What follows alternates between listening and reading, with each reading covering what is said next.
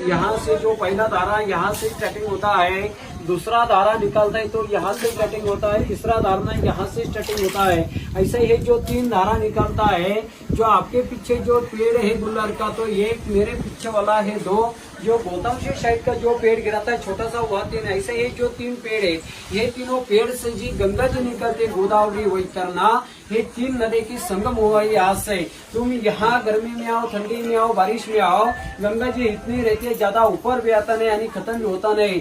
यहाँ से वहाँ मंदिर पे आपने दर्शन किया, वो मंदिर पे नीचे गौमुख है, हे गाय का मुख नीचे है, हे गौमुख से गंगा जाती है गोदावरी, गौमुख से आगे का मंदिर है, भगवानी जटा पछाड़ा है, बाल पटकाई है। तो दूसरा पहाड़ नीचे गंगादौर पे निकलती है, गंगादौर की तरफ खाली गांव जाती है त्र्यंबकेश्वर में, पुष्यवरित कुंड में, नाते कुंड में गंगा खुली हो जाती है, पवित्र हो जाती है।